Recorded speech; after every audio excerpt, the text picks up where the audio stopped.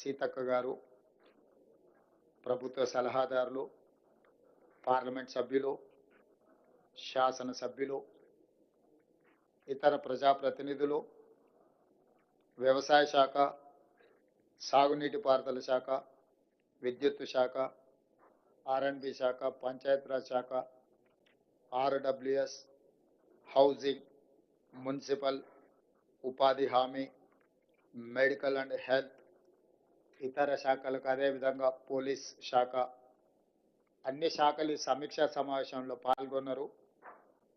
ఆయా శాఖలకు సంబంధించిన అధికారులు వాళ్ళు క్షేత్రస్థాయిలో సేకరించిన సమాచారాన్ని, వరదల సమయంలో మీరు ప్రజలకు అందుబాటులో ఉండి చేసిన సేవల్ని, ముఖ్యంగా మా ఎల్లారెడ్డి శాసనసభ్యులు ఎస్డిఆర్ఎఫ్ వాళ్ళు సహకరించడం వల్ల చాలామంది ప్రాణాలు కాపాడగలిగినాం. కలెక్టర్, ఎస్పీ, అదేవిధంగా ప్రభుత్వ అధికారులు అందరూ కూడా సంపూర్ణంగా సహకరించారు. సమస్య ఉన్నప్పుడు క్రైసిస్ మేనేజ్మెంట్లో అధికారులు అందరూ కూడా సహకరించిందని వారు చెప్పడం జరిగింది.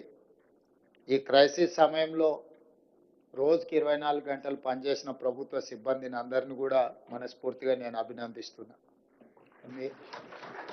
మీరందరూ కష్టపడి ప్రజలకు అందుబాటులో ఉండి ఈ సమస్యల్ని ఎదుర్కోవడంలో సహకరించినందుకు ప్రాణ నష్టం, ఆస్తి నష్టం, పశు సంపద నష్టం చాలా తక్కువగా జరిగింది.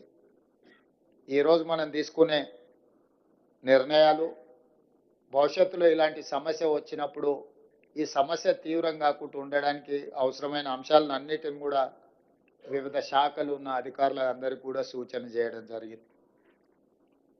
నా సూచన, నా ఆదేశం, ఏ శాఖకు ఆ శాఖ బాగానే పనిచేస్తారు. ఇతర శాఖలతో సమన్వయం చేసుకోవాల్సి వచ్చినప్పుడు కొంత ల్యాగ్, అంటే కొంత గ్యాప్ ఉంటుంది. అంటే ఈరోజు అవసరం ఉంటే 3 రోజుల తర్వాత మనం చేయడం వల్ల ఆ పర్పసే డిఫీట్ అవుతుంది. శాఖల మధ్యలో సమన్వయం, ఎందుకంటే వ్యవసాయము, సాగునీరు అనేది రెండు ఇంటర్ రిలేటెడ్. మీకు చెరువులు, కుంటలు లేకపోతే ప్రాజెక్టులు తెగితే ప్రాజెక్టు తెగే వరకు, ప్రాజెక్టును నిలబెట్టే వరకే మీరు చూస్తున్నారు. మీరు తెగిన తర్వాత నీళ్ళని వ్యవసాయ పంట పొలాల మీదకి పోయినప్పుడు వ్యవసాయం నష్టం జరుగుతుంది. ఆ తర్వాత విద్యుత్ శాఖ, ఫాలోడ్ బై అగ్రికల్చర్తో పాటు followed by affected department is electricity department. సబ్స్టేషన్లు కానీ, ట్రాన్స్ఫార్మర్లు కానీ, కరెంట్ పోల్స్ కానీ, ఇవి. దీని followed by R and B and Panchayati Raj, రోడ్లు తెగిపోవడం. వాటికి తెలియదు ఆర్ఎండ్బి రోడ్ ఏది, పంచాయతీరాజ్ రోడ్ ఏది, ఇట్లా వాటర్కి అదేం తెలియదు. రోడ్డు అంటే రోడ్డు అడ్డం వచ్చింది, తెగుతున్నది. మనకు తెలిసి ఈ డిపార్ట్మెంట్ వేరు, ఆ డిపార్ట్మెంట్ వేరు అని. అదేవిధంగా మున్సిపల్, పట్టణ ప్రాంతాలలో ఉండే వీటి సమస్యలు. సో ఈ రకంగా రకరకాల డిపార్ట్మెంట్స్, తాగునీరు, ఇవన్నీ కూడా ఒక్కొక్క డిపార్ట్మెంట్ మనం పరిపాలనా సౌలభ్యం కోసం రకరకాల శాఖలను ఏర్పాటు చేసుకున్నాం. వీళ్ళందరినీ సమన్వయం చేయడానికి కలెక్టర్ వ్యవస్థ తెచ్చుకున్నాం. వీళ్ళందరూ ఎక్కడైనా తప్పులు చేస్తే వాళ్ళని సరైన దారిలో పెట్టుకోవడానికి పోలీస్ శాఖను తెచ్చుకున్నాం. కానీ మీరు ఎవరికి వాళ్ళు మా పాటికి మేము ఉంటామని అంటే క్రైసిస్కి తెలీదు, ఏ శాఖ ఆ శాఖ సపరేట్గా ఉంటుంది, వాళ్ళు సపరేట్గా ఉండొచ్చు అనేది. వీళ్ళందరూ కలిస్తేనే క్రైసిస్ మేనేజ్మెంట్. ఈ క్రైసిస్ మేనేజ్మెంట్లో ఒక డిపార్ట్మెంట్ ఇంకొక డిపార్ట్మెంట్ సహకరించుకోవడం సరిగ్గా, అంటే ఆశించిన స్థాయిలో లేదు అనేది నా అబ్జర్వేషన్. కాబట్టి మీరు కలెక్టర్ గారికి నేను ఆదేశాలు ఇస్తున్నా, ఈ సమన్వయ మీటింగులు ముఖ్యంగా పెట్టండి. ఏ డిపార్ట్మెంట్స్ ఏం అవగాహనతో వచ్చినాయి, ఆ అవగాహన ప్రకారం ఆ సమస్యలను ఎట్లా పరిష్కరించాలనో కలెక్టర్లు ఖచ్చితంగా సమన్వయ సమావేశాలు పెట్టాలి. Internal coordination is very important than anything.